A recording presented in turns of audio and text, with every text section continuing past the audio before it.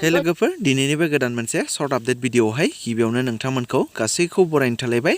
स' लोगोफोर बर'निनो मुंदांखा मेथाइ रोजाबगिरि बिथां नयन बरगयारिनि फाव खालामनाय गोदान मोनसे मिउजिक भिडिअ फैनो थांगासिनो दङ दे लोगोफोर। आरो बे मिउजिक भिडिअनि मुङानो जादों खारसन फैदो एबा थफ्ला बोनहांहां। आरो बे मिउजिक भिडिअनि फाव खालामगिरिफोरा जादों कन्जु ब्रह्म, नयन बरगयारि, मैखोम ब्रह्म आरो माखासे गोबांथार। डाइरेक्सन एन्ड करिय'ग्राफखौ खालामदों पुर्न बसुमतारी बिथाङा आरो मेथाइखौ नयन बरगयारि बिथाङानो रोजाबदों आरो लोगोसे बिथांजों रोजाबफादों मैखोम ब्रह्म बिथाङाबो। स' लोगोफोर बे मिउजिक भिडिअआनो नयन बरगयारिनि फार्स्ट टाइम फाव खालामनाय मिउजिक भिडिअ जागोन। स' बिनि सिगाङावथ' बिथांखौ मिउजिक भिडिअफोराव फाव खालामफेरनायखौ नुनो मोनाखैमोन आरो नोंथांमोना नुदोंब्ला कमेन्ट खालामोब्लानो जाबाय। आरो बे फैनो गोनां मिउजिक भिडिअआ फैनो थांगासिनो दङ जौगा फिल्म प्रडाक्सन बेनारनि आन्दाराव एबा जौगा फिल्म प्रडाक्सन चेनेलाव नोंथांमोना बे फैनो गोनां मिउजिक भिडिअखौ नुनो मोनगोन। स' लोगोफोर जों बिथां नयन बरगयारिनि मेथाइ रोजाबनायखौल'सो सिगाङाव खोनाबाय थायोमोन, नाथाय बिथांनि दायो फाव खालामनाय मिउजिक भिडिअखौबो जों नुनो मोनसिगोन दे साननैसो उनावनो। आरो नोंथांमोनाबो सोर सोर बिथांनि फाव खालामनाय मिउजिक भिडिअखौ नायनो थाखाय एक्साइटेड जाखो कमेन्ट खालामोब्लानो जाबाय।